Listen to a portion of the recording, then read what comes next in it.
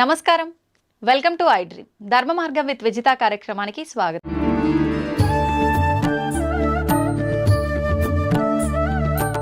అయితే స్వామిజీ, ఇప్పుడు ఆహారం అన్నారు కదా, సాత్విక ఆహారం అని చెప్పి, అంటే మాంసాహారం తినే వాళ్ళు కూడా ఉంటారు. ఈ మధ్య కాలంలో అసలు మాంసాహారం తినాలని ఎక్కడ రాసి పెట్టలేదు. మాంసాహారం తినడం తప్పు, అది నిషేధం అని చెప్పి చెప్తున్నారు. మరి నిజంగా మాంసాహారం తినడం తప్పు అయితే మనకు కొన్ని ప్రాంతాల్లో దేవతలకే బలిచ్చి దాన్ని నైవేద్యంగా నివేదన చేసి తినే ఒక సాంప్రదాయం కూడా కొన్ని ప్రదేశాల్లో ఉంది. మరి మాంసాహారం నిషేధం అని ఎలా చెప్తారు? కరెక్ట్, మీరు అన్నది. దేవతలు బలి అడుగుతారు, ఆ బలి వాళ్ళకి ఇవ్వాల్సిందే. బలి ఇచ్చినారు, మళ్ళీ ఇచ్చిన దాన్ని ఇంటికి తెచ్చుకొని తింటున్న దేవుడు.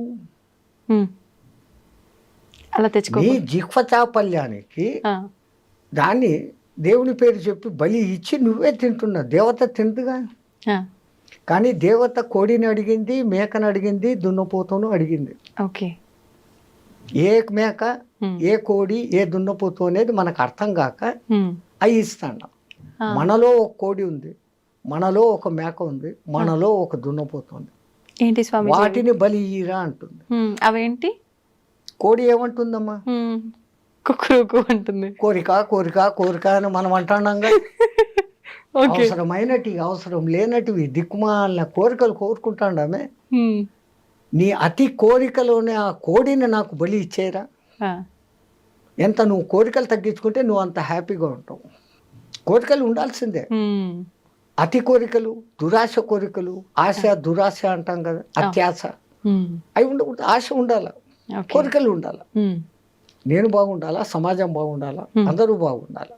ఇది ఎట్లుంది, నేనే బాగుండాలా అనేది ఎట్లుంది. అటువంటి కోడిని నాకు బలి. ఇంకా మేక అదేమంటుంది చెప్పండి? శబ్దం చేసి చూపించాలా స్వామిజీ? మే మే మే అంటుంది. మై మై మై, నాది నాది నాది.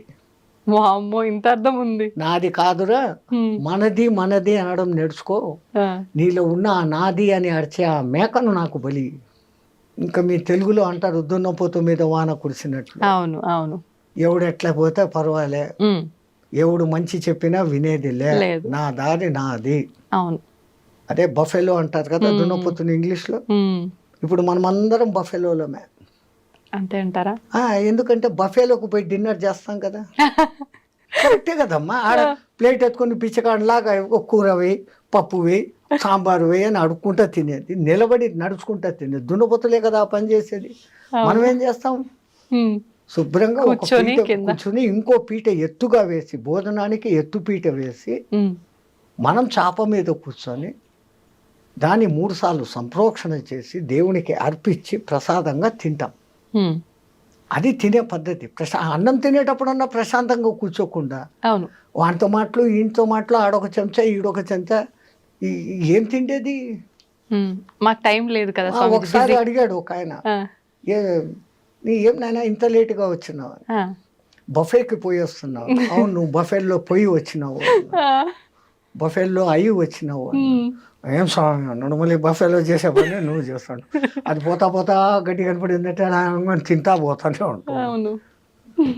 సో ఆ లక్షణాలు కావు నీలో ఉన్న ఆ అలసత్వము, అవికారత్వము. అటువంటి దున్నపోతు నీలో ఉంది. నువ్వు దున్నపోతు కాదు, మనిషివి. నీలో ఉన్న ఆ దున్నపోతుని మాకు బలి దేవతలు కొడతారు. వాళ్ళు కోరుకున్న అసలు బలి అది. మనం జిహ్వ చాపల్యానికి నోరై మసాలా పక్కింట్లో ఎవడో వండాడు, మనం వండాలి. ఇంకా కొంతమంది వాడి కోడికూర తినాలని ఉంది, ఇంట్లో తినకూడదు అని అన్నారంటే వాడికి ఆ రోజు పూనకం వచ్చేస్తుంది. అమ్మోరు నన్ను అడిగారు 2 కోళ్ళు ఇయ్యి అని. ఇంకా చచ్చినట్లు అమ్మోరు అడిగారు, కోళ్ళు ఇస్తారు. ఇచ్చినాడంటే వీడి ఇంటికి తెచ్చుకొని దాన్ని జుట్టు పీకి, కోడి పీకి, అది చచ్చేటప్పుడు అది ఎంత బాధపడుతూ వస్తుందో ఆ బాధే మనకి ఇప్పుడు శాపాల. ఈ దిక్కుమన్న కొత్త కొత్త రోగాలు, ఈ ప్రకంపనాలు, ఈ ప్రకృతి ప్రకోపాలు వచ్చేదానికి కారణం ఆ జంతు ఘోష. మరి ఇప్పుడు సాత్విక ఆహారం అంటే మొక్కలకు కూడా ప్రాణం ఉంటుంది కదా గురూజీ, అది కట్ చేసిన తర్వాత దాన్ని కూడా చంపినట్టు అవదా? మేక కాలు ఇంచేసి కోసుకొని తిన్నాం, మేకకు మళ్ళీ కాలు వస్తుందా? రాదు. మీరు చెట్టు నరికేయండి, చిగురు వస్తుంది మళ్ళీ. దేవుడు మనకి ఇచ్చాడు ఇది. ఇప్పుడు మాంసాహారం తినే జంతువులను మనం ఏం పేరు పెట్టి పిలుస్తాం? క్రూర జంతువులు అంటున్నాం. అవును. కూరలు ఉన్నాయి దానికి, దాని పేగుల డిస్టెన్స్ తక్కువ. అది ఒకసారి తిన్నాక 4-5 రోజుల వరకు దానికి అరగదు.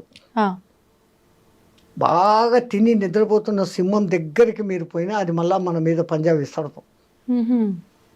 అది ఫుల్లీ సాటిస్ఫైడ్. దానికి ఆ తిండి దేవుడు ఇచ్చాడు. ఓకే. దాన్ని క్రూర జంతువు అని పిలుస్తుండవు. మరి నువ్వు తింటున్నప్పుడు నువ్వు ఎవడివి? నువ్వు క్రూరుడివే. అవును. రెండవది, మాంసాహారం వండేటప్పుడు దాంట్లో దిక్కుమాలిన మసాలాలన్నీ వేస్తారు ఆ కంపు రాకుండా. ఈ మసాలాలు మనలో తమో గుణాన్ని రజో గుణాన్ని పెంచుతాయి. బాగా కారం తినండి, కంట్లో నీళ్ళు వచ్చేంత కారం తినండి. ఎవడో ఒకడు ఒక మాట అనగానే హై నన్ను అంటావా అంటారు, వెంటనే వస్తుంది కోపం. వస్తుంది. ఈ కోప ప్రకోపాన్ని కామ ప్రకోపాన్ని పెంచేది కారణం మనం తింటున్న ఆహారం. తో మనకు దేవుడు ఈ కాయగూడ్లు పండ్లు ఎన్ని ఇచ్చాడు. మీరు అన్నట్లు నిజంగా దాంట్లో కూడా ప్రాణం ఉంది, కానీ దాంట్లో మళ్ళీ చిగురించే శక్తి ఉంది. దీంట్లో అట్లా లేదు. అది ఒకసారి చచ్చిపోయింది, ఇంకా మళ్ళీ అది బతకదు అది. అవును. అయితే ఇప్పుడు మనం తీసుకునే ఆహార ప్రభావం వల్లే మనకు వచ్చే ఈ ఆరోగ్యానికి సంబంధించిన ఇబ్బందులు అనుకున్నాం కదా స్వామీజీ. మరి ఇప్పుడు చాలా వరకు మనం చేసుకున్న కర్మలను బట్టి మనకు ప్రతిదీ వస్తుంది అంటాం కదా. అంటే కొంతమంది ఎటువంటి ఆహారం తీసుకున్నా కూడా మంచిగా ఉన్న వాళ్ళు ఉంటారు. అన్ని రకాలుగా మంచి పూర్తి హెల్తీ ఫుడ్ తీసుకున్న వాళ్ళు కూడా అనేక రకాల ఇబ్బందులకు గురవుతుంటారు. వాళ్ళ కర్మలను బట్టి ఉంటుంది. ఓకే. గత జన్మ కర్మానుసారం వాళ్ళకి ఏం జరగాలనో అవి జరుగుతుంటాయి. ఓకే. అయితే స్వామీజీ ఇప్పుడు ఈరోజు పేపర్లో మీరు చూసి ఉంటారు, యాంటీబయాటిక్స్ ఎక్కువగా ఇస్తున్నారు జంతువులకు, అవి త్వరగా గ్రో కావాలని, అవును అవును, ఎక్కువ బరువు తూగాలని. అవి ఆ బయోటిక్స్ దాని మాంస కణాలలోకి చేరి మనం తింటున్నప్పుడు ఆ యాంటీబయాటిక్స్ మనకి నెగటివ్ రోగాలు తెచ్చేదానికి కారణభూతమైతాయని సైంటిస్టులు చెప్తున్నారు. Okay okay. అంటే మాంసాహారం తినకుండా ఉండడమే ఉత్తమం. సరే, ఒక్కటి మీకు మాంసాహారం ఇష్టమే, ఆ జంతువులు తిన్నట్లే మేక పులి తిన్నట్లే, మేకను పులి తిన్నట్లే పచ్చి తినండి ఒకసారి. అమ్మా, అలా ఎలా సాధ్యపడుతుంది?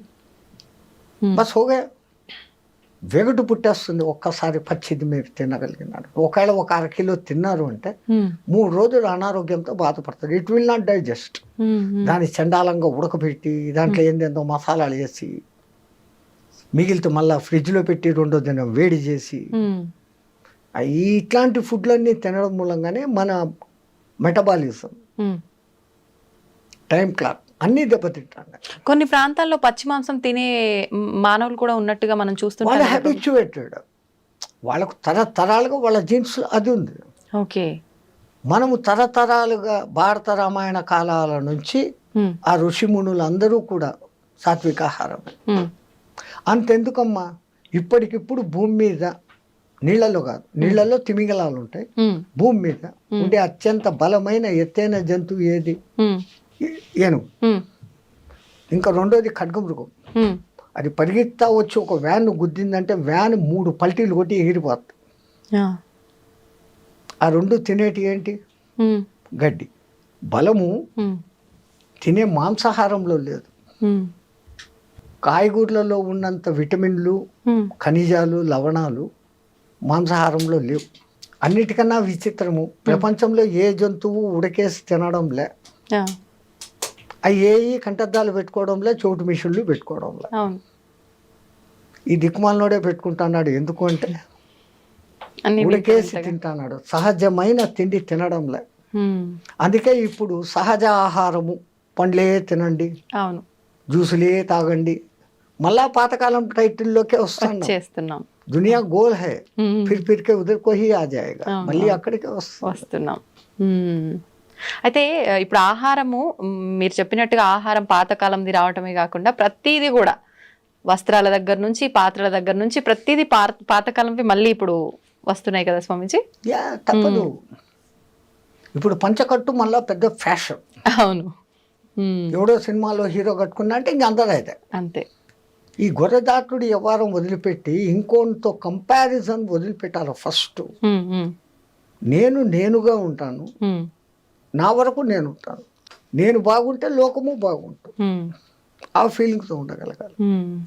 రెండవది న్యాచురల్గా ఏది వస్తుందో దాన్ని యాక్సెప్ట్ చేసుకోవాలి. పరమాత్ముడు ఒరే జాగ్రత్త పడు అని ముందు కొంచెం సైట్ తగ్గిస్తాడు, వెంటనే కంటద్దాల షాపు పోతాం, కళ్ళు పెట్టుకుంటాం, పండ్లు ఊడగొడతాడు, పండ్ల డాక్టర్ దగ్గర పోతాం, కొత్త పండ్లు కట్టుకుంటాం, వినకుండా చేస్తాడు, చెవిటి మిషన్లు పెట్టుకుంటాం. అన్నిటికన్నా ముందు ఆయన ఇచ్చే లెటరు తెల్ల జుట్టు, వెంటనే డై కొట్టుకుంటాం, అక్కడనే డై మొదలైంది మన డై. సో వీడు ఎక్కడ మన మాట వినడం లేదు, నేను ఎత్తుకొని అక్కడ చెప్పడు, ఇంకా ముందు 3-4 సార్లు చెప్పాడు, అన్ని అవకాశాలు అయిపోయినాయి, వినుకోకపోతే ఇంకా డైరెక్ట్గా ఎత్తుకుపోతాడు. సో ప్రకృతిలో లోబడి నువ్వు జీవించినప్పుడు ఆ ప్రకృతి నిన్ను కాపాడుతుంది. ధర్మో రక్షితి రక్షిత.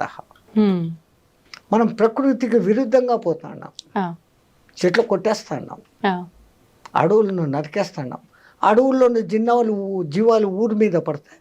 ఓ పులి ఊరి మీద పడింది, అది ఎందుకు పడింది? అది ఉన్న ప్రదేశాన్ని నువ్వు కట్టేసి ఇల్లు కట్టుకున్నావు, అది ఎక్కడికి పోవాలి? దానికి స్థలం లేకుండా చేస్తున్నావు. దాని మానాన దాన్ని వదిలిపెట్టి నువ్వు అడవిలో కాకుండా నీకు ఉన్న కొద్ది స్థలంలో నువ్వు కట్టుకుంటే లే, ఒక్కడు ఉండేదానికి 6 బెడ్రూమ్లు ఇల్లు కట్టుకుంటాడు, అవసరమా? మరి ఇవన్నీ ప్రకృతికి విరుద్ధంగా జరుగుతున్నప్పుడు భగవంతుడు అంటే ఆపే ప్రయత్నం చేయాలి కదా. ఒక్కొక్కసారి ఆ భూకంపము అనేది భూమాత క్షమయా ధరిత్రి, భరిస్తుంది. అమ్మ కూడా అమ్మ అమ్మ అని 10 సార్లు పీకుతాడు, ఒకసారి పీకుతుంది కదా. అవును, తల్లి అయినా కానీ దండిస్తుంది. అట్లాగనే ఆ భూమాత భరించి ఈ జీవహింస, ఈ తవ్వకాలు, ఈ దమనకాండ అంతా చూసి ఏ రోజో ఒకరోజు కొంచెం అట్ట కదిలిద్దిస్తుంది, 2 సెకండ్లు కదిలితే చాలు, అంతా అతలాకుతలం, జై శ్రీరామ్ హో జాతా. ఈ మధ్య కాలంలో ఇలాంటివి భూకంపాలు, జలప్రలయాలు చాలా వరకు వచ్చిన సందర్భాలు ఉన్నాయి కదా స్వామీజీ. అంటే ఇవన్నీ పాపాలు ఎక్కువైపోవడం వల్లే అని అనుకోవచ్చా? ఇప్పుడు ఇంతకుముందు ఇంత వాహనాలు లేవు, అవును, వాతావరణం కాలుష్యమైంది, అవును, ఓజోన్ పొర దెబ్బతినేంత లెవెల్కు పోయింది, కార్బన్ డైఆక్సైడ్, కార్బన్ మోనాక్సైడ్, ఈ 2 పెరిగిపోయినాయి. అవును, పోనీ వాటిని గ్రహించుకొని ఆక్సిజన్ ఇచ్చే చెట్లను ఏం చేస్తున్నారు? నరికేస్తున్నారు. ఏమైపోతుంది మళ్ళీ? అదేమో ఎల్నినో ప్రభావం అనేది ఏర్పడి సముద్రాల ఉష్ణోగ్రత పెరుగుతుంది. అది పెరిగితే ఏమవుతుంది? సముద్రం ముందుకు రాను మొదలు పెడుతుంది, మెల్లగా ఈ బోడరేవులు మెల్లమెల్లగా మునగను మొదలు పెడతాయి.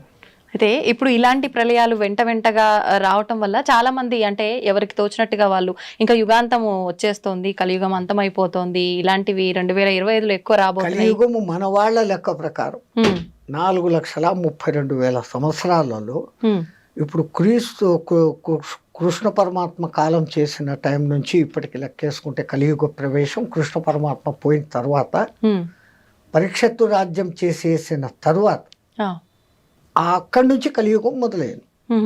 అంటే మహా అంటే 5,200-300 సంవత్సరాలు నడిచాయి మన లెక్కల్లో. ఆ లెక్కల్లో ఇంకా 4 లక్షల సంవత్సరాలు కలియుగం ఉంది.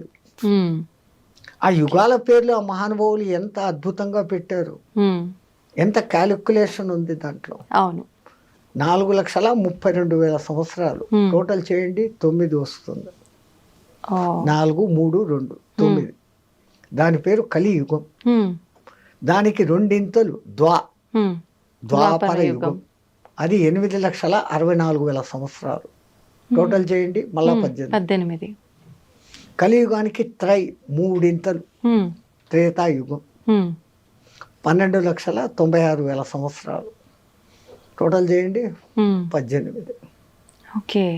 కలియుగానికి చాతుర్ 4 ఇంతలు కృతయుగం, 17,28,000 సంవత్సరాలు టోటల్ చేయండి, మళ్ళా 9. ఈ 4 యుగాలు కలిస్తే ఒక్క మహాయుగం. దాని టోటల్ ఎంత వస్తుంది? 43,28,000 సంవత్సరాలు టోటల్ చేయండి, మళ్ళా 9. 9 అనేది సర్వం ఖలిత్వం బ్రహ్మ. 3, 6, 9 సంఖ్యలకు ఎంతో ప్రాధాన్యత ఉంది అని మన శాస్త్రజ్ఞులు చెప్తే మనం నమ్మం. శంఖంలోంచి తీర్థం వస్తే బాగుంటుంది, ఇంగ్లీష్ వాడు చెప్తే నమ్ముతాం. అంతే.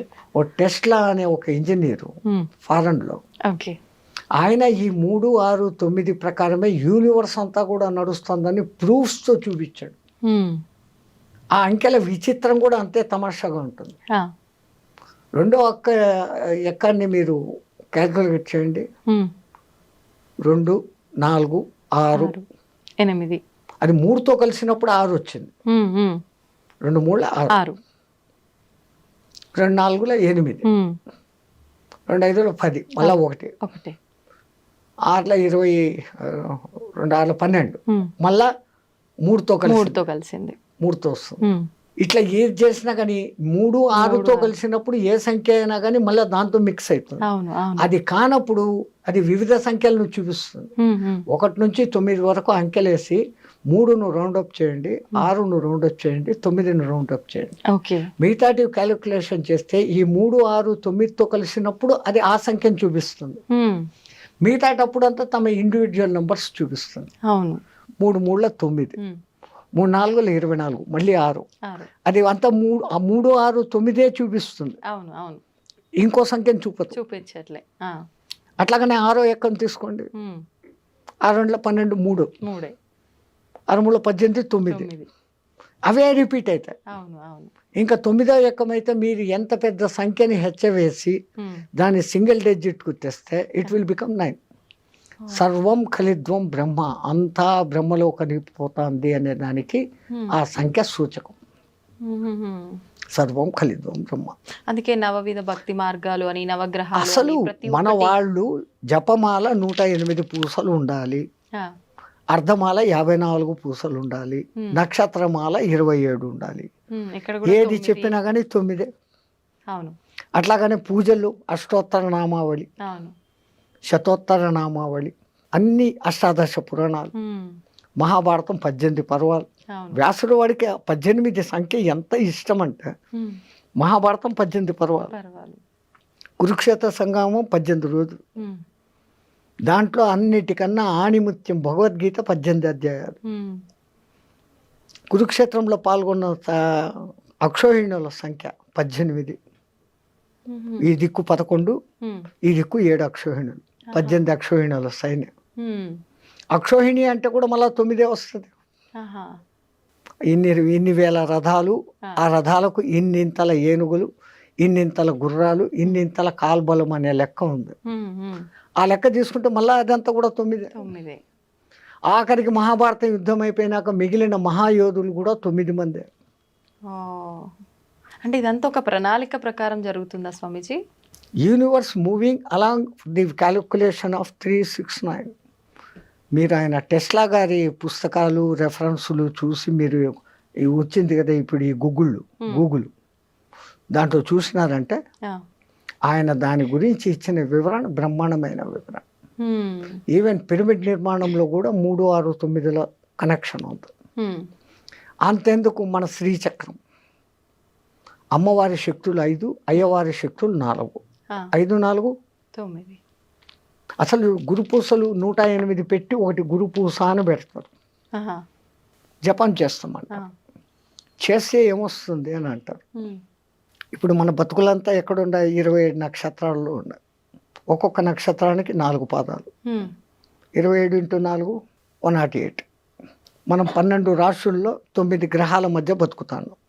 ఒక గురువు దగ్గర సరైన మంత్రదీక్ష తీసుకొని జపం చేస్తే నీ రాశి దోషాలు, నక్షత్ర దోషాలు, గ్రహ దోషాలు పోతాయి అనే దానికి ఆ సంఖ్యను పెట్టి ఆ అర్థంతో పెట్టినారు. అయితే ఇప్పుడు ఎవరికి తోచినట్టు వాళ్ళు ఇప్పుడు ఇలా వీడియోల రూపంలో ఎవరైనా చెప్పింది పట్టించుకొని ఆ మంత్రం కానీ శ్లోకం కానీ ఎవరికి వారంటే పలానా ప్రాబ్లంకి ఈ మంత్రం పారాయణ చేయండి, జపం చేయండి అని చెప్తూ ఉన్నారు. అలా ఎవరికి వాళ్ళు చేసుకుంటున్నారు గురు ఉపదేశం లేకుండా. అది నిజంగా ఫలిస్తుందంటారా స్వామీజీ? దాని ఫలితం చాలా లేట్ అవుతుంది. గురు ద్వారా తీసుకోబడినప్పుడు నేను ఇప్పుడు గురు ఛత్ర ఛాయలో ఉన్నాను, నాకు ఒక గురువు ఇచ్చినాడు అన్న ఒక సగం బలంలో ఎంట్రీ అవుతుంది. అవును, పుస్తకాలు చూసేసి ఎవడో టీవీలో చెప్పేశాడు అది వినేసి చేసుకుంటే అది కాదు. గురుమంత్రం ఇవ్వడము ఎంత విధానం పెట్టారు మన పెద్దలు. ముందు వాడు మంత్రం తీసుకునేకి అర్హుడా కాదా అనే దానికి ఆ కాలంలో కొంతకాలం నా దగ్గర సేవ చేయి, ఆ తర్వాత నీకు దీక్ష ఇస్తాననే వాళ్ళు గురువులు. ఊరికి వచ్చి ఏదో 10,000 డబ్బులు తీసుకో దక్షిణ, ఇన్ని పండ్లు బట్టలు తీసుకో, ఇచ్చే మంత్రం అంటే ఇచ్చేస్తుంటారు. అందున నీకే దేవుడు ఇష్టమో అడిగి ఆ మంత్రం ఇస్తుంటారు. అట్లా జరగదు ఆ కాలంలో.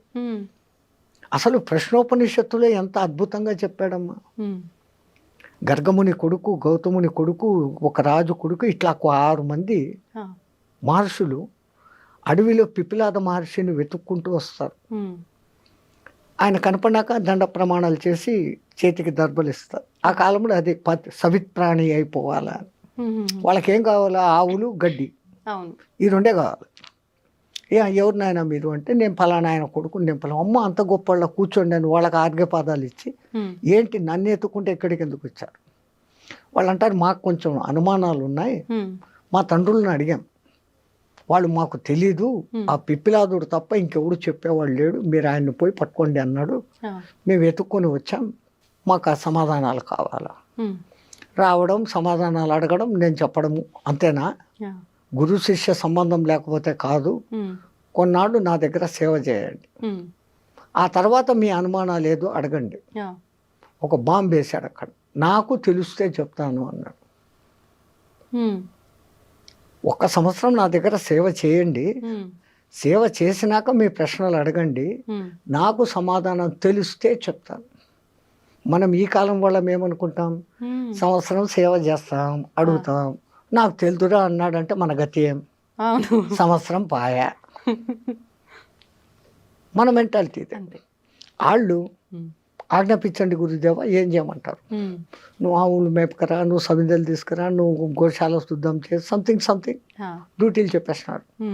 వీళ్ళు డ్యూటీల్లో సర్వనిమగ్నం అయిపోయినారు. సంవత్సరమైన సంగతి కూడా తెలియదు. ఒక దినం సాయంత్రం 4 గంటలకు వాళ్ళంతా ఆవులు మేపుకొని అంతా వచ్చి కూర్చున్నప్పుడు, నాయన స్నానం చేశారండి, మీరేదో ప్రశ్నలు అడుగుతామన్నారు కదా. ఆ సంవత్సరం అయిపోయిందా గురువాడు? అయిపోయింది అన్న. ఇలా స్నానం చేశారు, వచ్చినారు, మీ ప్రశ్నలు ఏదో అడగండి, నాకు తెలిస్తే చెప్తాను. మళ్ళీ మొదటిది, వీడు అసలు నా దగ్గర పనిచేసే అర్హుడా కాదా, ఈ సంవత్సరంలో వాని మెంటాలిటీ ఏంటి, వాని మనోక్షేత్రం శుద్ధమైందా లేదా. మనస్సు అనే పొలం, క్షేత్రం శుద్ధం చేయిందా, వీడు అర్హుడు అని ఆయన కనిపిస్తాడు.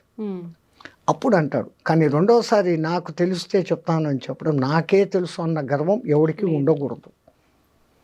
అప్పుడు అంటాడు, ఒకడు అడుగుతాడు, ఈ జీవుడు రాకేంటి, పోకేంటి, చంద్ర మార్గం ఏంటి, సూర్య మార్గం ఏంటి, ధూమ మార్గం ఏంటి, అసలు పురుషులలో షోడశ పురుషుడు అంటాడే ఎవడు అతను, ఇట్లాంటి మహత్తరమైన ప్రశ్నలు మళ్ళీ వేస్తాడు. ఇంకా అదంతా పెద్ద విషయం.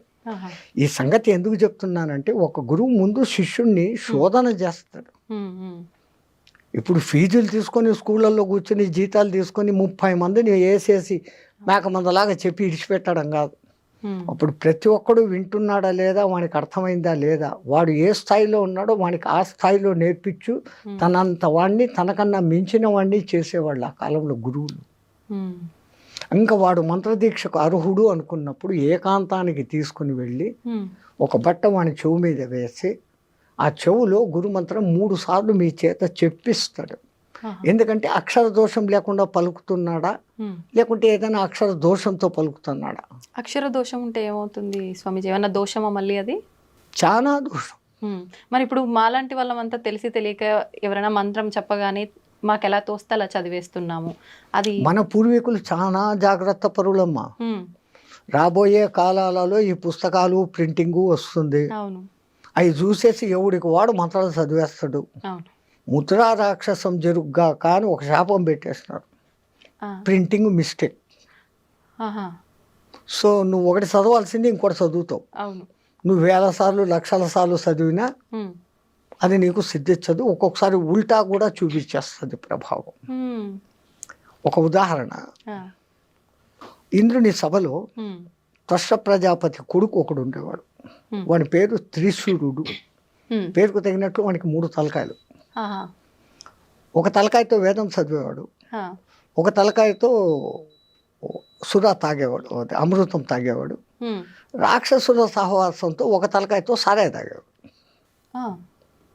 ఇంద్రుడు ఎన్నోసార్లు నువ్వు త్వష్ట ప్రజాపతి కొడుకురా, ఇదేం దుర్మార్గం బుద్ధి, తాగకూడదు తాగకూడదు. హ్మ్. ఆడు ఇనుకోలే. ఇంద్రుడు 3 తలకాయలు నరికేశాడు.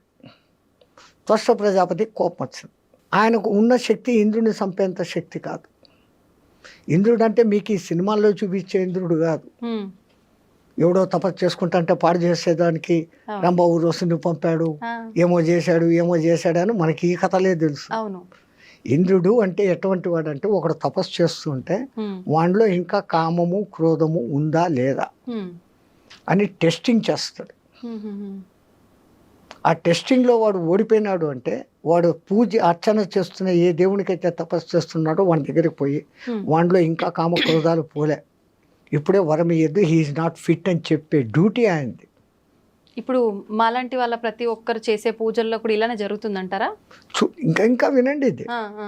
ఆయన తనకున్న శక్తులన్నిటినీ ధారపోసి ఒక యజ్ఞం చేసి ఒక మహారాక్షసుడిని పుట్టించాడు, వృతాసురుడు అనేవాడిని. వృత్తాసురుడు. వృతాసురుడు. నీకు మంత్రం చెప్తా, దాన్ని 7 రోజులు నిత్యపారాయణ చేయి, హ్మ్.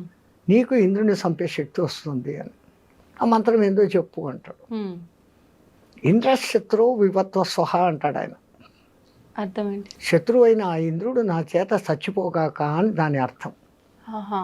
కానీ ఆ రాక్షసుడు చదివేటప్పుడు ఇంద్రాశత్రు వివద్వ స్వహ అన్నాడు, దీర్ఘం తీశాడు అంతే. హ్మ్. ఇంద్రశత్రు వివద్వ స్వహ, ఇంద్రాశత్రు వివద్వ స్వహ. ఈ రెండో పదానికి అర్థం ఏమైంది? హ్మ్. ఇంద్రుని శత్రువు అయిన నేను నాశనమైపోదును కాక. అయ్యా. అట్లాగనే వృతాసురుడు ఇంద్రుని చేతిలో చచ్చిపోయాడు. స్వామీజీ, ఇప్పుడు ఈ తరం వాళ్ళలో చాలా వరకు ఆధ్యాత్మిక భావన కానీ దైవ చింతన కానీ చాలా వరకు తగ్గుముఖం పడుతుందని చెప్పాలి. ఒకవేళ ఎవరైనా పూజలు చేసినా భక్తిని ప్రదర్శించినా కూడా అది ఒక ఆడంబరం లాగా మనం ఎంత స్తోమతగా చేశాము అనే దానిపైన శ్రద్ధ ఉంటుంది తప్ప ఎంత భక్తితో చేశాము అనే దానిపైన శ్రద్ధ ఉండట్లేదు. నిజంగా అసలు ఎలా ఉండాలి ఈ ఆధ్యాత్మిక భావన అనేది? ఈ తరం వాళ్ళు ఆధ్యాత్మిక భావనలోకి మార్గంలోకి రావాలంటే మన నిత్యం చేసే విధి విధానాలన్నీ ఏ రకంగా ఉంటే బాగుంటుంది?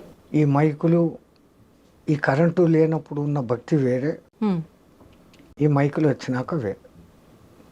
మైకులు వచ్చిన కొత్తలో కూడా గణపతి నవరాత్రులు 9 రోజులు ఆ గణపతి పాటలు తప్ప రెండోది ఉండేది కాదు. అవును. ఇప్పుడు దిక్కుమాలిన ఇంగ్లీష్ పాటలు, సినిమా పాటలు అన్నీ పెట్టి పారేస్తున్నాం. జాగరణం అని చేసే శివరాత్రి, జన్మకో శివరాత్రి అని చెప్పే శివరాత్రి, ఆ రాత్రి అంతా సినిమాలు చూస్తూ గడుపుతా ఉన్నారు. అవును. పెద్దవాళ్ళు పెట్టిన ఇంటెన్షన్ వేరే. జన్మకో శివరాత్రి అని ఎందుకన్నారు? ఈ శివరాత్రి అయిన మరుసదినమే నువ్వు ఉంటావో లేదో గ్యారంటీ లేదు, మళ్ళా ఇంకో శివరాత్రి చూస్తామనే దానికి ఛాన్స్ లేదు. అందుకని ప్రతి శివరాత్రిని ఈ జన్మకో శివరాత్రి అన్నట్లు చేసుకో. ఉదయం నుంచి ఆహారం తినకుండా ఉండి రాత్రంతా దైవనామ స్మరణతో గడుపుతూ మేలుకొని మరుసదినం 12 గంటలకు ఉద్వాసన. అట్లాగనే మన వాళ్ళు ఏకాదశి ఉపవాసాలు పెట్టించారు. అది వాళ్ళు ఎంత దూరపు ఆలోచన అంటే సంపూర్ణమైన సైన్స్ ఉంది. ఇప్పుడు ఒక జపాన్ శాస్త్రవేత్త 36 hours ఫాస్టింగ్ అనే ఒక విధానాన్ని కనిపెట్టి నోబెల్ ప్రైజ్ తెచ్చుకున్నాడు. ఏకాదశి ఉపవాసం అదే కదా, ద్వాదశి ఉద్వాసన అంటాం. ఏమైతుంది? 36 hours అంతే. 36 hours మీరు ఎప్పుడైతే ఫాస్టింగ్లో ఉంటారో మీ మెటబాలిజం తనను తాను రెక్టిఫై చేసుకుంటూ మీలో రెసిస్టెన్స్ కెపాసిటీని పెంచే గుణాలు దానికి వచ్చేస్తాయి ఆటోమేటిక్గా. ఓకే. ఈ విషయం మన వాళ్ళు కనిపెట్టే పండుగలకు నువ్వు మధ్య మధ్యలో ఈ ఉపవాసాలు ఉండు అన్నారు.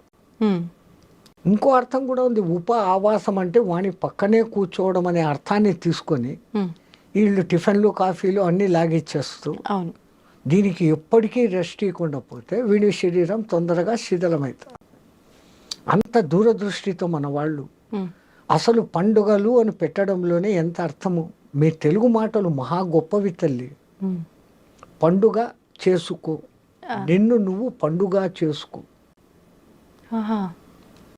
చెట్టులో ముందు మొగ్గ తొడుగుతుంది, మొగ్గ ఉండొచ్చు రాలిపోవచ్చు. మొగ్గ పువ్వు కాదు, పువ్వులోనే రాలిపోవచ్చు. పువ్వు పిందెగా మారుతుంది, పిందెగా రాలిపోవచ్చు. కరెక్ట్. కాయ అవుతుంది. కాయ రాలిపోవచ్చు. పండుగ అయ్యేదానికి ఎంత శ్రమ ఉందో నీ జీవితాన్ని నువ్వు పండుగ మార్చుకో. ఆ అర్థంతో పెద్దవాళ్ళు పండుగ అని పెట్టారు. మనం పండుగ చేసుకుంటే ఇంకా పొద్దు హాలిడే, లేని పిండి వంటలంతా పొద్దున్న నుంచి సాయంత్రం దాకా తినడమే, సినిమాలకు పోవడమే. ఇది ఎట్లయిపోయింది.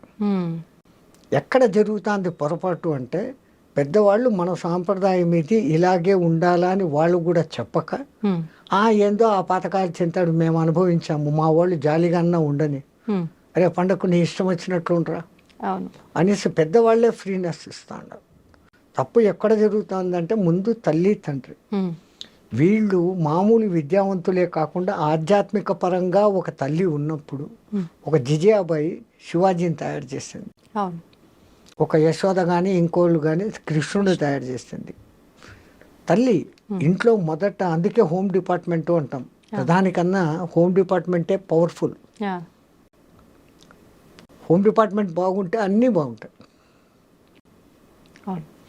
అట్లాంటిది ఈ కాలపు తల్లుల బాధ్యత, పిల్లవాళ్ళలో భక్తి బీజాలు కూడా నాటాలి. ఇప్పటి నుంచే భక్తి ఎందుకు, రిటైర్డ్ అయినాక చూసుకుంటాం. రిటైర్డ్ అయ్యేంత వరకు నువ్వు ఉంటావా? సరే ఉన్నా, అప్పుడు ఆ మంత్రాలు, స్తోత్రాలు, ఉపవాసాలు శక్తి నీ మెటబాలిజంలో ఉంటుందా? ఇప్పటి నుంచి అలవాటు చేసుకుంటే నీ బాడీ ఆ రోజుకు కూడా అక్కడే సహకరిస్తుంది. అందుకే విద్యాభ్యాసం చేసేవాడికి మన వాళ్ళు 4 వ్యవస్థలు పెట్టారు.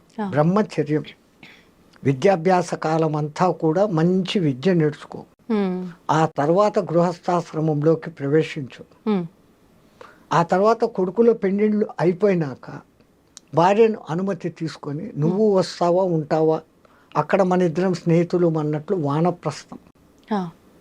ఆ చిట్ట చివరిది సన్యాసం, సర్వసంగ పరిత్యాగం.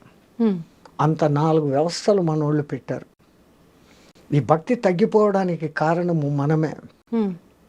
చెప్పిన శాస్త్రం ప్రకారం చేసి తీరాలా అని ఒక గట్టిగా చెప్పేవాడు లేకపోయి, do as you like, do as you like అనే వ్యవహారానికి దిగబడి కాంప్రమైజేషన్లోకి రాబట్టి ఇట్లా జరుగుతుంది. గణపతిని, మట్టి గణపతినే తయారు చేయాలి. అది మళ్ళీ నిమజ్జనం చేస్తే నీలో నుంచి వచ్చింది తేరా తుజుకో అర్పణ అన్న భావన. అట్లానే శివార్చనలు చేస్తే బంకమన్నుతో నది పక్కనే శివార్చన లింగం చేసి నీళ్లు పోస్తూ ఉంటే అది మళ్ళీ కరిగిపోయి మళ్ళీ నదిలో కలిసిపోతుంది. నీది నీకే అర్పణం అన్న భావన. ఇంతింత అర్థాలతో మన వాళ్ళు పెట్టినారు. ఇప్పుడు యాక్రిలిక్ లింగాలన్నీ సెటప్ చేసి దానికి లింగాభిషేకాలు, పూజలు, దీపారాధన. ఆ బర్త్డే పొద్దు 50 బర్త్డే అంటే 50 దీపాలు వెలిగించి 50ని ఊది పారేసి కేక్ కట్ చేసుకొని తింటాడు. మనది దీపాలు ఆర్పే సంస్కృతి కాదు, దీపాలు ముట్టించే సంస్కృతి. పూర్వీకులు ఏం చేసేవాళ్ళు, ఒకవేళ రాజవంశాల్లో వాళ్ళు వీళ్ళు బర్త్డేలు చేసుకోవాలంటే వాడు ఎన్నో బర్త్డే అయితే అన్ని గుళ్ళల్లో అన్ని దీపాలు వెలిగించి రావాలి. దీపం జ్యోతిపర బ్రహ్మ దీవెన సాధ్యతే సర్వస్వం దీపం సర్వతమోవహ అని దానికి చెప్తూ ఆ దీపం వెలిగించాలి. ఒకప్పుడు సూర్యభగవానుడు మునిగిపోతా అయ్యో నేను పోతా ఉండనే, రాత్రి చీకటి అయిపోతే ఈ జనాలంతా ఏమవుతారు అనుకుంటే ఒక చిన్న దీపం చెప్పిందంట, డోంట్ వరీ డోంట్ బాదర్, నేనున్నా, నువ్వు బోట్ రెస్ట్ తీసుకో, రేపు పొద్దున రానిందంట. ఇంత చిరు దీపం చాలు కదా ఈ గది అంతని వెలిగించేదానికి. ఆ దీపం వెలిగించుకునే దాంట్లో ఎంత అర్థం మన వాళ్ళు పెట్టారో మీకు చెప్పే ఉంటాను, మళ్ళీ చెప్తాను. ఒక దేశంలో ఒక కొంచెము మంచి జ్ఞాని అయినా కానీ అప్పుడప్పుడు తిక్క ప్రశ్నలు వేసే రాజు ఒకడు ఉండేవాడంట. ఈ జనాలకందరికీ సభలో ఉండే వాళ్ళకు భయం, వీడు ఏ పొద్దు ఏ తిక్క ప్రశ్న వేస్తాడో, సమాధానం చెప్పకపోతే జైలు, కొరడా దెబ్బలు, రాజు ఏమనేకి లేదు. అట్ట బిక్కుమంటా అన్న ఒక దినము ఈయనకి తిక్క ప్రశ్నలు వేసే మూడు వచ్చింది. సభలో అందరూ జాగ్రత్తగా వినండి, నాకు 3 అనుమానాలు వచ్చాయి, దాన్ని తీర్చాల. వీళ్ళ గుండెల్లో రాయబడింది. వీడు ఏం అడగబోతాం, 3, ఒకటి కాదు, ఒకటి అడిగితేనే చెప్పలేం. అడగండి మహారాజా అన్నారు. ఇంకేం చేయలేక, దేవుడు ఎక్కడ ఉన్నాడు, దేవుడు ఎటువైపు చూస్తూ ఉంటాడు. నేను ఈ ప్రశ్న అడిగి మీరు సమాధానం చెప్పేటప్పుడు దేవుడు ఏమి చేస్తూ ఉంటాడు? ఈ మూడింటికి సమాధానాలు చెప్పండి. ఎవడు చెప్తాడు? పోయింది మన బతుకులు అయిపోయినాయి అనుకున్నాడు. అప్పుడు రాజు ఇట్లా ఏళ్ళు తిప్పి తన ఆస్థాన పండితుకు ఏళ్ళు చూపించాడు. నువ్వు చెప్పు అన్నాడు. వాడు ఇంకా పండితుడుగా తెలివైనవాడు. రాజా ఏమన్నా సామాన్య ప్రశ్నలా అడగంగానే చెప్పేసేదానికి 2 రోజులు టైం అయింది, ఈ లోపల కూడా మర్చిపోతాడులే అనుకున్నాడు ఈయన. 2 రోజులు కాకపోతే 3 రోజులు టైం తీసుకో, 3వ రోజు నువ్వు చెప్పాల్సిందే. ఈయన అప్పుడు సభ అయిపోయింది, ఇంటికి వెళ్ళాడు, దిగులుగా కూర్చున్నాడు. ఆయనకు రోజు పాలు పోస్తే గొల్ల పిల్లవాడు ఒకడు, 12 ఏళ్ళ పిల్లవాడు అని వచ్చాడు. పాలు తీసుకున్నాడు. మహారాజా ఎప్పుడు దేదీప్యమానంగా మీ ముఖం వెలిగిపోతుంది, ఈ టైంకి మీరు 20 మందికి సత్సంగం చెప్పేవాళ్ళు, నేను పాలు పోసేసి బయట కూర్చొని వినేవాడిని, ఇప్పుడు ఎందుకు మీ ముఖం డల్గా ఉందని. ఏందో నా సమస్యలు లేరా పో అన్నాడు. అయ్యయ్యో నాతో చెప్పచ్చు కదా. మా రాజు ఉన్నాడా తిక్కలోడు, ఇట్లా 3 ప్రశ్నలు అడిగాడు, ఏం చెప్పి సవాలా? ఏంటి ఆ ప్రశ్నలు? నీకెందుకు రా, ఇన్ని రోజులు మీ సత్సంగం వింటాను నాన్న స్వామి, ఏమో చెప్పండి అన్న. ఈ ప్రశ్నలు అడిగినాట. దేవుడు ఎక్కడ ఉంటాడు, ఏ దిక్కు చూస్తూ ఉంటాడు? ఆయన ప్రశ్న అడిగి నేను సమాధానం చెప్పేటప్పుడు ఏం చేస్తుంటాడు? ఈ 3 చెప్పాలంటారా? ఆ పిల్లోడు ఉంటుకొని ఓ సింతేనా, దీనికి మీ వరక, రేపు పొద్దున్న సభకు నన్ను తీసుకెళ్ళండి నేను చెప్తాను అన్నాడు. ఒరే నాకైతే జైల్లో వేస్తాడరా, నీకైతే కొరడా దెబ్బలు కొడతాడు, లేకుంటే తలకాయ తీసేస్తాడు, అది ఏం చెప్తారో నువ్వు అన్నాడు. ఈడ చెప్పను, ఆడనే చెప్తా, వానికే చెప్తా, బుద్ధి చెప్తాను. నేను మీ శిష్యుణ్ణి, మీ సత్సంగాలు విని విని ఇంత బలం వచ్చింది నాకు, నేను చెప్తాను. నీ కర్మ ఏం చేస్తావు చేసుకొని మడసదను సభకు తీసుకుపోయినాడు. ఏమయ్యా 3 రోజులు టైం అడిగి ఇప్పుడే వచ్చినావు, ఈడెవడు గొల్లపిల్లోడు, ఓ చిన్న గొచ్చి పంచ, ఒక తుండుగుడ్డ, వచ్చి అట్లా కర్ర, ఈడెవడు. రాజా అంత మాత్రం చిన్న ప్రశ్నలు మా అంతటి గురువుని అడుగుతావా? నేను చెప్తా దానికి సమాధానాలు అంట పిల్లోడు. రే చెప్పకపోతే ఏందో తెలుసాను, ఈ తర్వాత సంగతి అడుగు అన్న. ఈయన 3 ప్రశ్నలు అదంతా దేవుని వ్యవహారం ప్రశ్నలు. మరి దేవుని ప్రశ్నలు అడిగేటప్పుడు ఇంత ఒక దీపం వెలిగాల, ఇంత ప్రసాదం పెట్టాలా, పాలన్నా పెట్టాలి కదయ్యా అన్నాడు. అట్లనా ఉండండి అని తప్పెట్టు పెట్టాడు. రే ఒక మంచి నెయ్యి దీపం పట్టుకురండి, ఓ గిన్నెడు దోసెడు పాలు తీసుకురండి, 2 ఆడబెట్టాడు. రే వచ్చిందిరా నైవేద్యము దీపం 2 వచ్చినాయి. ఇప్పుడు మళ్ళీ అడుగు ఏందో నీ ప్రశ్న. దేవుడు ఎక్కడ ఉంటాడు అని. నీ ప్రశ్నకు సమాధానం చెప్తా కానీ నేను ఒక ప్రశ్న అడుగుతాను, దానికి సమాధానం చెప్పాను. నేను ప్రశ్న అడుగుతాను, నువ్వు ప్రశ్న అడుగుతావు ఏమరా, చెప్పు. నువ్వు పండితునివి కదా, చెప్పు అన్నాడు. ఏందో అడుగు. ఈ పాలలో నెయ్యి ఎక్కడుంది అన్నాడు. అంటే నువ్వు గొల్లోనివి నీకు తెలియదా, దాన్ని ముందు పెరుగు చేయాలా, ఆ పెరుగుని చిలకాల, వెన్న వస్తుంది, వెన్నను కరిగేయాల, నెయ్యి వస్తుంది. అంటే ఈ పాలలో నెయ్యి ఉంది కదా, ఉంది అన్న. ఏడుంది అన్నాడు. పాలంతా ఉందిరా అన్నాడు. అట్లే దేవుడు నెయ్యిలాగా పాలలాగా ఈ ప్రపంచం అంతా ఉన్నాడు. దేవుడు ఎక్కడ ఉన్నాడు అనే దానికి సమాధానం దొరికింది. రాజుగారి బుర్ర పనిచేసింది. ఓ అమ్మో ఇడు ఎవడో తక్కువడు కాదు. ఇంకా 2వ దొరుకుతున్నావు. దీనికి ఏం చెప్తాడు? దేవుడు ఏ దిక్కు చూస్తున్నాడు రా రాజా, ఇప్పుడు వెలిగించినామే ఈ దీపం, దీని కాంతి ఏ దిక్కు పోతుందో చెప్పు అన్నాడు. దీపపు కాంతి అన్ని దిక్కులా పోతుంది అన్నాడు. దేవుడు చూడని దిక్కు లేదు, అన్ని దిక్కులా చూస్తున్నాడు. ఇంకా ఈయనకి టెన్షన్ వచ్చేస్తుంది. అని ఇది ఎట్లా చెప్తాడు ఇప్పుడు? నేను ప్రశ్న అడిగేటప్పుడు నువ్వు ఏం చెప్తావో, నువ్వు సమాధానం చెప్పేటప్పుడు ఆయన ఏం చేస్తుంటాడో చెప్పాలా. మరి 3వ ప్రశ్న తెలుసు కదరా, మళ్ళా చెప్పమంటావా? అదే నాకు ఒక అనుమానం, నువ్వు ఇంత గొప్ప పండితునివి, ఎక్కడైనా అడిగేవాడు కింద చెప్పేవాడు పైన ఉండాలి కదా, నీకు ఆ జ్ఞానం లేదా అన్నాడు. అట్లనా అనేసి పీట వేసుకొని ఈయన కింద కూర్చొని రా సింహాసనం ఎక్కువ పైన కూర్చొని చెప్పు అన్నాడు. ఈడు సింహాసనం మీద గొల్లోడు కూర్చున్నాడు. ఇప్పుడు చెప్పు ఏందో ఆ ప్రశ్న అన్నాడు. మళ్ళా అడుగుతావు ఏందిరా? నేను ఈ ప్రశ్న అడుగుతున్నప్పుడు నువ్వు సమాధానం చెప్పేటప్పుడు దేవుడు ఏం చేస్తున్నాడు? ఇదే చేస్తుంటాడు, గొల్లోని సింహాసనం ఎక్కించినాడు, రాజుని నేల మీద కూర్చోబెట్టినాడు.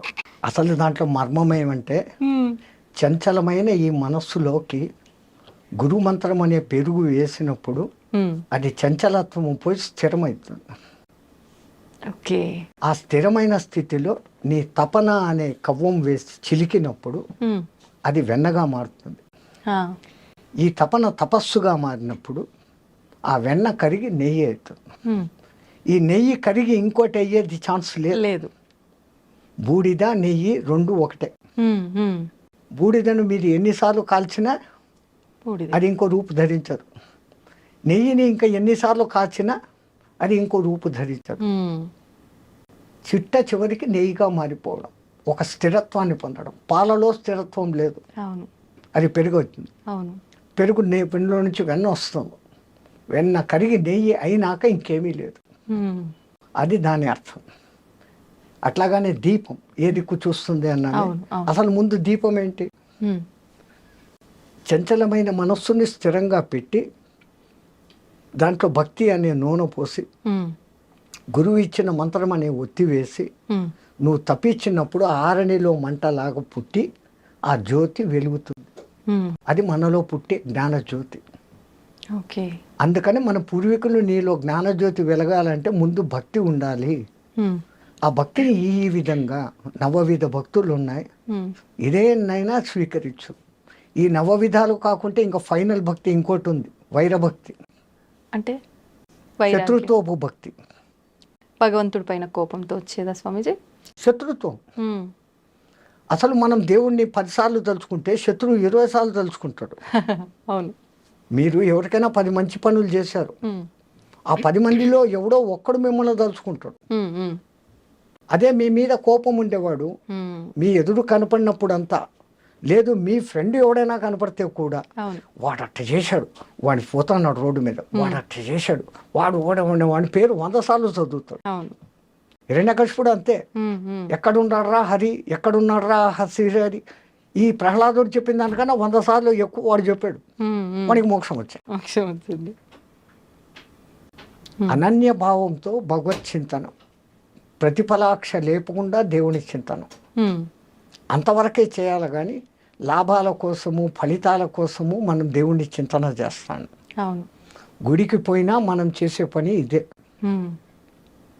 భక్తిభావం జనాల్లో ఉండాలా అని గుడి అనే వ్యవస్థ, గుడి కాదు దాని పేరు ఆలయం, అందులో లయం అన్న పేరు పెట్టారు. ఆలయం. ఆ ఆలయ నిర్మాణం ఎట్లుండేది? పెద్ద గాలిగోపురం ఉండేది, లోపలికి వచ్చినాక బలిపీఠం ఉండేది, ధ్వజస్తంభం ఉండేది, ఆ తర్వాత సంగీత మండపం ఉండేది, దాని తర్వాత నృత్య మండపం ఉండేది, ఆ తర్వాత దర్శన మండపం ఉండేది, ఆ తర్వాత గర్భగృహం అనేది ఉండేది. ఆ గర్భగృహంలో చీకటి ఉండేది, ఒక చిన్న దీపం, దేవుడు కనపడకుండా ఉంటాడు. మనం పోతే పూజారి కర్పూర్ సే ఉస్కో కర్పూరంతో హారతి ఇచ్చినప్పుడు ఆ పైనుంచి ఆ పబ, ఆ దివ్యమంగళ రూపము, ధరించిన ఆయుధాలు, కాళ్ళు అన్నీ చూపించుకొని ఆ చూసిన దాన్ని అంతా కళ్ళ నిండుగా చూసి అక్కడ మళ్ళీ పైన ధ్యాన మండపం అని ఉంటుంది. అక్కడ కాసేపు కూర్చొని ధ్యానించుకో, నువ్వు చూసిన దాన్ని ధ్యానించుకొని మన పెద్దోళ్ళు ఇంత గొప్ప వ్యవస్థ పెట్టినారు. అంటే భగవంతుని దర్శనం తర్వాత కాసేపు గుళ్ళో కూర్చోవాలి అనడానికి అర్థం ఇదేనా స్వామీజీ? నువ్వు కన్నారా ఏమి చూసినావో, ఏ ఆయుధాలకు ఏ అర్థము, ఎందుకు ఆమె ఆయుధాలు ధరించింది, ఆమె అతడు ఆయన. విష్ణువు అయితే శంకు చక్రాలు ఉంటాయి, ప్రధానంగా ముందు ఆ 2 కనపడతాయి. శం ఖం, శుభకరమైన ఆకాశం. ఖం అంటే ఆకాశం, శం అంటే శుభకరం, ఖం అంటే ఆకాశం, మంచి ఆకాశం. ఆ భావనతో నువ్వు చూసినప్పుడు ఆ దేవుని యొక్క సుదర్శనం, మంచి దర్శనం అవుతుంది. సుదర్శనం చక్రం కాదు, సుదర్శనం. అందుకే గజేంద్ర మోక్షంలో కలడు వాడు కలడు లేడు అని ముందు మొత్తుకొని ఆ తర్వాత ప్రాణములు ఠావులు తప్పే నువ్వును తప్ప ఇహపరంబులను ఎరంగని కావవే వరద అని అడిగినప్పుడు ఆ కరి మొద ఆలకించి ముందు ఆయన పంపింది ఏంది? సుదర్శనం. దానికి ముందు వీనికి దుష్ట దర్శనం. నేను ఆ భార్యలు చూస్తుండారు, నేను రాజును, డామ్ డూమ్ అని ఎగిరినాడు. సుదర్శనమైనప్పుడు అవును. జరిగింది. దాని పేరు సుదర్శనం. ఉమ్, అట్లాంటి భావనతో నువ్వు చూసి ఆ భావనలన్నీ అనుకొని అక్కడ కూర్చోరాలి. ఇంత గొప్ప వ్యవస్థ పెట్టారు. అవును. మనమంతా ఆలయాలకు పోతుండం. ఉమ్, అన్నిటికన్నా మన పెద్దోళ్ళు చెప్పింది ఆలయం బయటనే చెప్పులు వదిలిపో. అవును. ఆ చెప్పులు వదలడంలో వాళ్ళ అర్థం ఏంటి? ఉమ్, ఆ చెప్పులను వదిలేసినట్లు నేను కలెక్టరు, నేను ఆడ, నేను మగ, నేను బ్రాహ్మణ్, నేను క్షత్రియ, నేను వైశ్య, ఉమ్, ఇవన్నీ ఏది కాదురా. ఆ, నేను జీవాత్మ, నువ్వు పరమాత్మ, నీలో లయం అయ్యేదానికి, ఉమ్, నాలో ఉన్న దుర్గుణాలను బలి ఇచ్చేదానికి, నాలో ఉన్న సద్గుణాలను ధ్వజస్తంభంలాగా నిలిపేదానికి ఉమ్, ఇక్కడికి వచ్చాను అన్న భావనతో నువ్వు పోవాలా అని మన పెద్దోళ్ళు చెప్పులు బయట వదలమన్నారు. ఓకే. ఇన్ని అర్థాలతో పెడితే ఉమ్, మనం ఏం చేస్తున్నాం? చెప్పులేమో బయట వదులుతున్నాం. చెప్పారు కదా అవును. పెద్దోళ్ళు, చెప్పులు బయట వదులుతాం. అవును. చెప్పులు వదిలిపెట్టి గర్భగుడిలోకి పోయి దర్శనం చేసుకొని ధ్యానం చేసేదానికి ఒక్క నిమిషం అటు కూర్చొని లేచి ఉమ్, మళ్ళీ బయటకు వస్తాం. అవును. ఇంత చేసే ఈ టైంలో మనకు తెలియకుండానే ఒక కొత్త మంత్రం చెప్పిస్తాం. అది ఎవడూ చెప్పడు. ఆ మంత్రం మనకే వచ్చేస్తుంది. ఏంటి స్వామిజీ? బయట వదిలిన చెప్పులు ఉంటాయో పోయి ఉంటాయో. కొత్త చెప్పులు మొన్ననే కొనుక్కున్నా. అదే కదా ఈ తిప్పలే. అవును. మళ్ళా వాడు అక్కడ 2 రూపాయలు అడుగుతాడే అని ఆడిచ్చం. అవును. ఎన్నో గుర్తుగా బండ కింద చెట్టు కింద దాపెడతాం. ఆ దిక్మాలను 2 రూపాయలు వానికి కూడా ఇచ్చేది బుద్ధిలే. అవును. ఇంత ఈ బుద్ధులు పెట్టుకొని వాడి దగ్గరికి పోయి మళ్ళీ ఆడ వాడిని రికమెండేషన్లు అడగడాలు. ఆ, మా మొగుడికి ప్రమోషన్ 3 ర్యాంకుల ప్రమోషన్ వస్తే 3 టెంకాయలు కొడతా. ఉమ్, కొంపదీసి 2 ర్యాంకులు వచ్చినాయి అనుకో, 2 టెంకాయలు. 1 ర్యాంకు వచ్చింది అనుకో, 1 టెంకాయ. ర్యాంకు రాలేదు అనుకో, అసలు టెంకాయ కొట్టం. ఈ డిమాండ్ చేయడం అనేది కరెక్టే అంటారా స్వామీజీ? ఉమ్, మనమంతా ఒక 10 రూపాయలు టెంకాయ కొట్టేసి 50 లక్షల మారుతి కారు ఇంటి దగ్గర ఉండాలని కోరుకునే రకాలు. అవును. వానికి ఎప్పుడు ఇవ్వాలా, ఎక్కడ ఇవ్వాలా, ఎంత ఇవ్వాలా, ఎప్పుడు ఇవ్వాలా, నీ కర్మను బట్టి ఏది ఎప్పుడు రావాలా ఖచ్చితంగా తెలుసు. ఉమ్, వాడు ఇచ్చేది ఇస్తాడు. అడిగితే దొరికేది ఇంతేనమ్మా, అడగకుంటే ఇంత దొరుకుతుంది. ఓకే. ఎవరో ఒక గురువు గారు ఉమ్, ఒక ఊరికి వెళ్తూ పర్సు పోగొట్టేసుకున్నారు. ఆ, ఈ ఊర్లో ఎవరిని అడగాల? ఉమ్, ఆయన గొప్ప గురువు, పేరు ప్రతిష్టలు ఉన్నాయి, మానం ఉంది, అభిమానం ఉంది. ఉమ్, ఎవడైనా నా ఒక శిష్యుడు కనపడితే ఉమ్, వాడిని అడగవచ్చు, అర్హుడు కదా అనుకొని చూస్తా పోతున్నాడు. ఉమ్, ఆయనకు దూరంలో నిజంగానే ఆయన శిష్యుడు ఒకడు కనపడ్డాడు. ఉమ్, అయ్యో మా గురువుగారు వస్తాడారు, ఆయనకి ఏదైనా దక్షిణ ఇస్తే బాగుంటుంది అని ఆయన దగ్గర ఉన్న పెద్ద నోట్ల కట్టల్లో నుంచి 10-100 రూపాయలు తీసి పక్కన పెట్టి పై జోబులో పెట్టుకున్నాడు రెడీగా. ఆహా, ఆయన ఎదురు వస్తున్నాడు, ఈయన వస్తున్నాడు. గురుగారు నమస్కారం. నాయన చిరంజీవ, అరే నాయన ఒక చిన్న సమస్య వచ్చిందిరా, ఉమ్, నేను పక్క ఊరికి పోతే మా ఊరు 100 రూపాయలు టికెట్కు డబ్బులు కావాలరా. ఉమ్, వీడు అడిగినాడు కాబట్టి ఆ, వాడు 1000 ఇవ్వదలుచుకున్నాడు. ఉమ్, ఆ 1000లో నుంచి 100 తీసిస్తాడు. అరే, ఉమ్, వీడు అడగకున్నానంటే అవి ఇచ్చేవాడు. భగవాన్ కా భీ వహీ హోతా హై, దేవునికి కూడా అదే ఉంటుంది. కానీ పెద్దలు ఒక సామెత చెప్తారు కదా స్వామీజీ, అడగంది అమ్మాయిన అన్నం పెట్టదు కదా అది మరి అమ్మే అని. ఉమ్, ఆకలేరికి టయానికి అన్నం పెట్టేది నిజమైన అమ్మ. ఏ అమ్మ అయినా కానీ అంతే. పిల్లోడు ఆడుకుంటుంటాడు, వాడు తినే టైం అయిందని చెప్పి రా రా అని లాక్కొని వచ్చి కుక్కేస్తుంది. ఉమ్, అది తల్లి ప్రేమ, అన్కండిషనల్ లవ్. ఉమ్, ఉమ్, ప్రపంచంలో అన్ని లవ్లు బూటకం, అన్నిటి వెనకాల స్వార్థం ఉంది. ఉమ్, తల్లి ప్రేమ ఒక్క దాంట్లోనే నిస్వార్థత ఉంది. అవును. పెంపుడు జంతువుల ప్రేమలో కూడా నిస్వార్థత ఉంది. ఉమ్, అవి చూపించేంత అఫెక్షన్ మన సొంత బిడ్డలు చూపరు. అవును. ఒక కుక్కను మీరు పెంచుతారు, 4 రోజులు ఊరు వదిలిపెట్టిపోయి రండి, ఉమ్, ఎట్లా మిందపడి చుట్టూ తిరిగి ఎంత దాని ప్రేమ చూపిస్తుందో. నిజం స్వామీజీ. మన పిల్లలు ఏం చేస్తారు? ఏం తెచ్చినావు నాన్న? బొమ్మలు తెచ్చినావా, చాక్లెట్లు తెచ్చినావా, బిస్కెట్లు తెచ్చినావు, బట్టలు తెచ్చినావా? Um, exchange, love exchange, money. Um, but unconditional. వాడు కొడుకు మంచోడా చెడ్డోడా, డబ్బులు ఇచ్చాడా ఇయ్యలేదా, ఉమ్, తల్లి ఆకలి చూస్తుంది. ఉమ్, వాడు ఏ సమయంలో ఎవడు 10 మంది కొడుకులు ఎవడు ఏ కూర రుచిగా తింటాడు, అవును. ఏది ఎక్కువ తింటాడు, ఏ తక్కువ తింటాడు, ఎవడికి ఏ టైంలో పెట్టాలా, ఉమ్, ఉమ్, అన్నీ ఆ మహాతల్లి భరించి చూసుకొని చేస్తాను. ఉమ్, ఈ ప్రపంచంలో ఇంకా ఉంది అంటే ఒక్కటే ఒకటి తల్లి ప్రేమ, అన్కండిషనల్ లవ్. అందుకే మన పూర్వీకులు మాతృ దేవో భవ అని మొదలుపెట్టినారు. అవును. ఆ తల్లి 9 మాసాలు మూసి కంటది. ఆ తర్వాత తన రక్తాన్ని పాలుగా పాసి వానికి వేస్తుంది. వాని మలమూత్రాలు అసహించుకోకుండా ఎత్తుతుంది. వాడిని బాగా జోలలో వేసి నిద్ర పుచ్చి అప్పుడే తింటామని కూర్చొని మొదటి ముద్ద నోట్లో పెట్టుకోగానే ఈ పులియారుగాడు అమ్మ ప్రేమ అన్నం చూస్తుందా బిడ్డను చూస్తుందా అని వాడిని గిచ్చుతాడంట భగవంతుడు. పులియారు మా అంటే గణపతి. వాడు కొయ్య అనగానే ఈమె చేయి వదిలేసి కడుక్కొని లేసిపోతుంది పరిగెత్తే.